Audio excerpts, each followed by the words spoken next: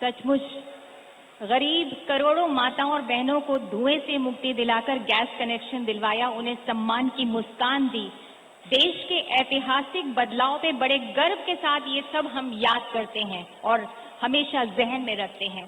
जी हाँ, मैं जिक्र कर रही हूँ माननीय श्री धर्मेंद्र प्रधान जी का।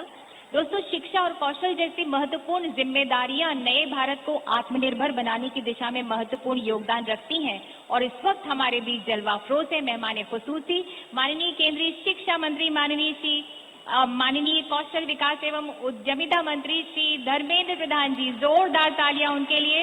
आप अपने मंत्रालय के द्वारा नए भारत के हर संकल्प को सिद्धि तक पहुंचा रहे हैं। मैं स्वागत करती हूं माननीय आपका।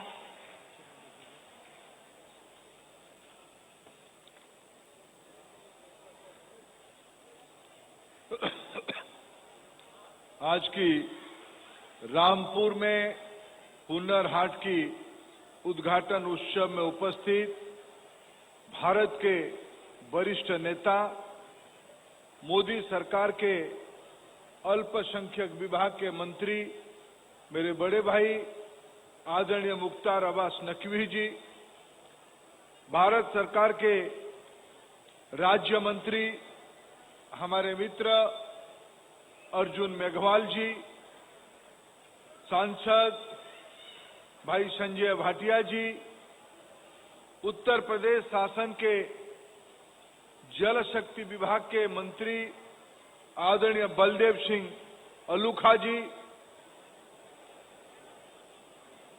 माइनॉरिटी अफेयर्स मिनिस्ट्री के आदरणीय सचिव रेणुका कुमार जी, आदरणीय एसके देवबर्मन जी, हरियाणा के पूर्व मंत्री कैप्टन अभिमन्यु जी, जिला पंचायत के अध्यक्ष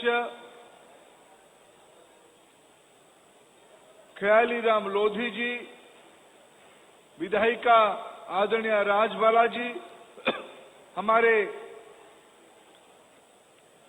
वरिष्ठ नेता क्षेत्रीय अध्यक्ष भाई मोहित बेनीवाल जी,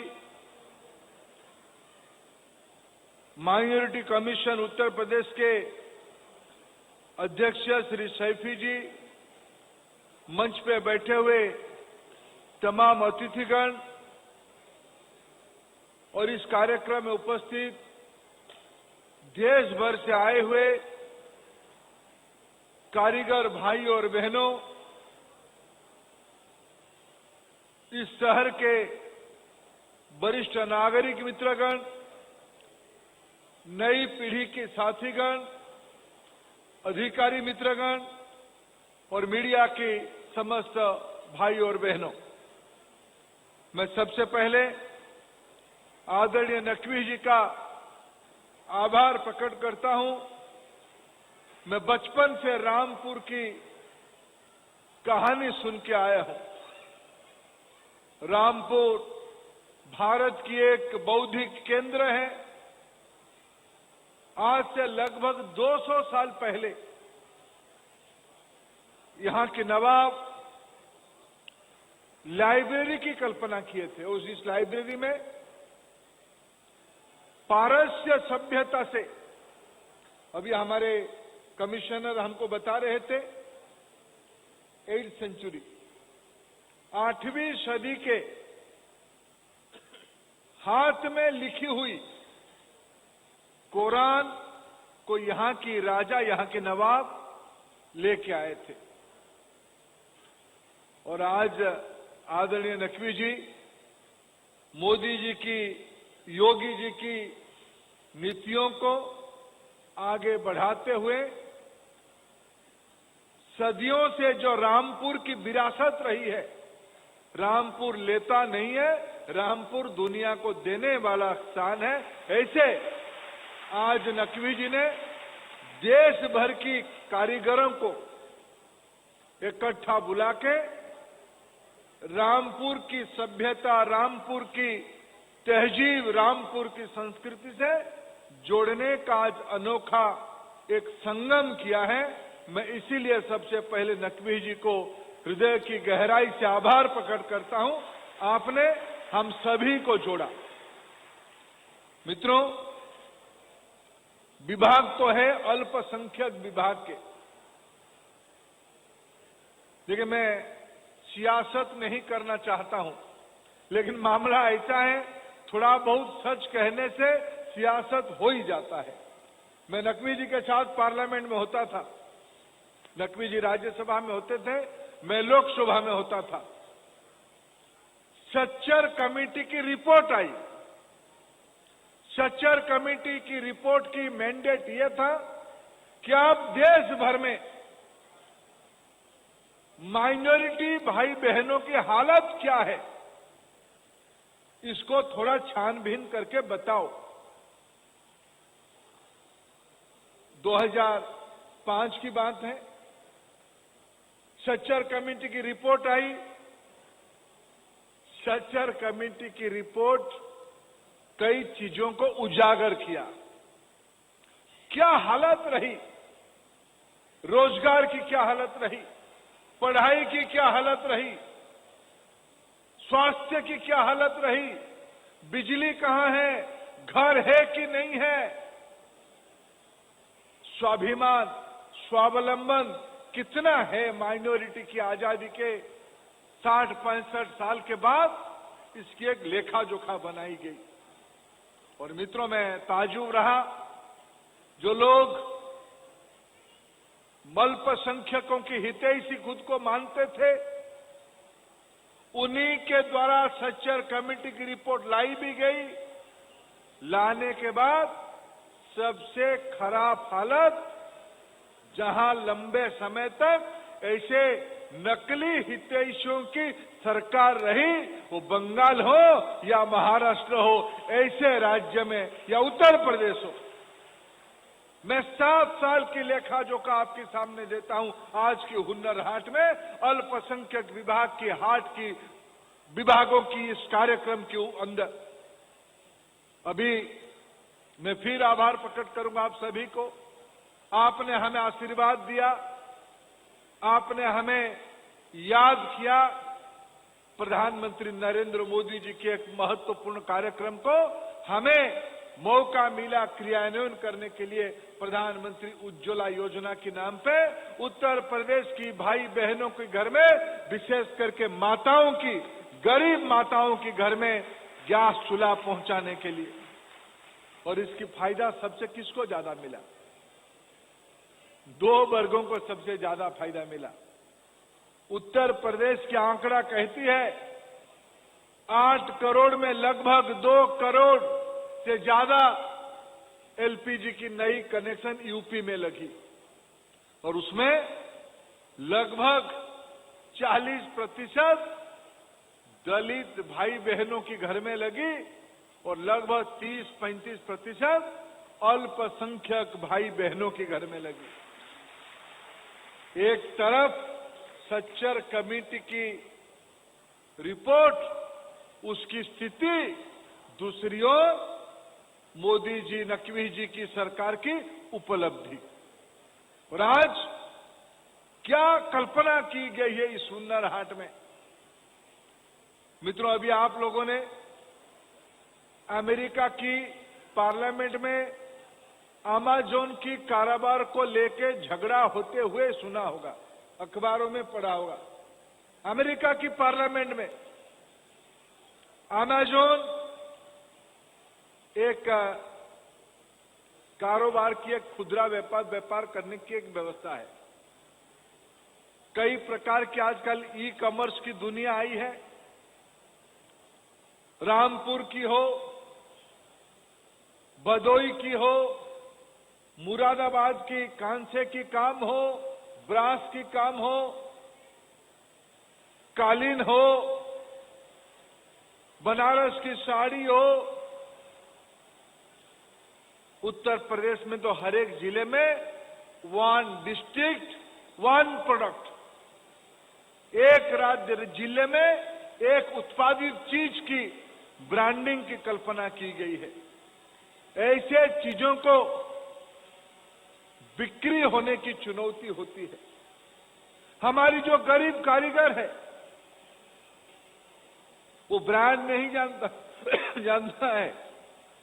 आगरा की जूते आगरा की जूती जो मेरे आगरा में बनता है, जिसकी दाम 500 रुपया है, उसको एक लुई विटन की ब्रांड लगती है तो 50,000 हो जाती है। जूते वही हैं, आगरा की मेहनत है, हमारी कारीगर की हुनर है, लेकिन ब्रांड नहीं होने के कारण 500 देखिए, 50,000 देखिए। ये जो स्टॉल जिसको बनाने में या अगर 1000 रुपया में यह बिक्री होता होगा, अगर ये अमेरिका की मेसी स्टोर में पहुंचेगी, यही शायद 60,000 रुपया में बिक्री हो सकती है। चुनौती है ब्रांड की। हमारी देश में घर घर में कारीगरी है, हर घर में हुनर है, लेकिन चुनौती है उसको स्टैंडर्डाइज करना, उसको गुणात्मक मानक के साथ जोड़ना, उसको पैकिंग करना, उसको बिक्री करना। और मैं आज तो विभाग को इसीलिए भी बधाई देता हूं, आज उन्होंने भारत सरकार की जो अमेज़न की जो सरकारी वर्जन है, जेम पोर्टल, आज हमारी ये उत्पादित चीज भी जेम पोर्टल में बिक्री हो पाएगा। हमारी रामपुर की कारीगरी, मुरादाबाद की कारीगरी यूरोप में ब्रसेल शहर में भी प्लेटफॉर्म के माध्यम पे ऑर्डर आएगा, हमारी लोगों की चीज बिक्री होगी। इसकी श्रेय हुनर हाट को जाएगा, उसकी श्रेय अल्पसंख्यक विभाग को जाएगा। और आने वाले दिनों में मैं तो इस मेला में आके अभिभूत हूं। आपकी विभाग ने, नकवी जी ने विश्वकर्मा को आज याद किया। कौन है ये विश्वकर्मा? उत्तर प्रदेश में तो हर एक गांव में 5-6 विश्वकर्मा है। कोई लोहार है, कोई सुनार है, कोई तांती है, कोई कुम्हार है, कोई पसमंदा बुनकर है, ये सब तो विश्वकर्मा है। आज विभाग ने ऐसे विश्वकर्माओं को मोदी जी की दृष्टि विजन के साथ जुड़ के एक आज बहुत अच्छा काम किया है। मित्रों, आज आवश्यकता है इस उत्पादित चीजों को बाजार तक पहुंचाना। आने वाले दिनों में मैं शिक्षा मंत्री हूं, मेरे को सौभाग्य मिला है नई शिक्षा नीति, राष्ट्रीय शिक्षा नीति को लागू करना। मित्रों, मैं पिछले 1-1.5 साल से नेशनल एजुकेशन पॉलिसी एनईपी 2020 को पढ़ रहा था, लेकिन जब शिक्षा विभाग में काम किया, पत्रकार मित्र यहीं उपस्थित है, मैं आप लोगों के माध्यम से यूपी की जनता को, देश की जनता को बताना चाहता हूं, ये एनईपी में मोदी जी ने क्या रखा है। मोदी जी ने कहा है पढ़ाई के साथ कमाई भी करनी पड़ेगी। पढ़ाई और कमाई ये दोनों की मेल आज नहीं है।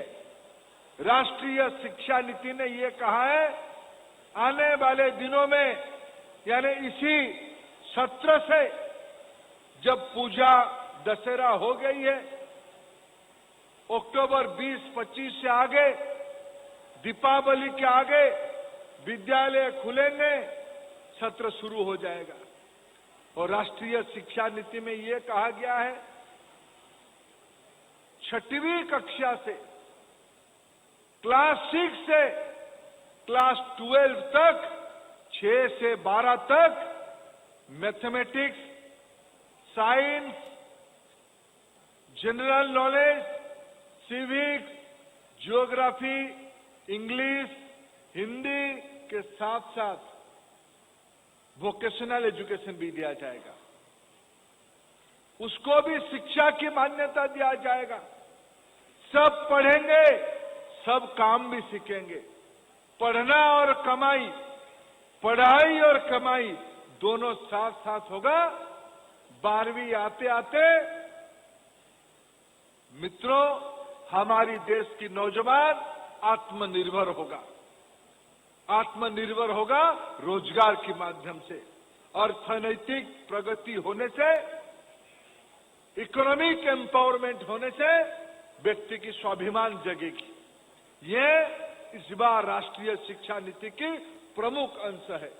इसके अर्थ है आने वाले दिनों में माइनॉरिटी अफेयर्स विभाग, स्कूल एजुकेशन विभाग मिलके ये सारे कारीगरों की पढ़ाई के साथ साथ उन घरों की बच्चों को अपने घर में हैंड्स ऑन स्किल की ट्रेनिंग दिया जाएगा। स्किल मिनिस्ट्री उसके लिए व्यापक योजना बना रही है। उतना केवल नहीं, ये कारीगरों को अगर मैं पूछूं आपकी शिक्षा कहां तक हुई है, मुश्किल से चंद लोग कहेंगे हम 10वीं पास किए हैं। कमाई तो हो गया, सम्मान की कमी है। लेकिन अभी राष्ट्रीय शिक्षा नीति ने मौका दिया इतने ही कामों को भी पॉइंट बना के, एकेडमिक पॉइंट बना के उसको जोड़ा जाएगा। इतने ही अनुभव को क्रेडिट पॉइंट में कन्वर्ट करके थोड़ा बहुत कागजी परीक्षा के माध्यम से उनको 10वीं 12वीं कॉलेज तक जाने की, रोजगार करने वाले लोगों को पढ़ाई का भी मौका दिया जाएगा।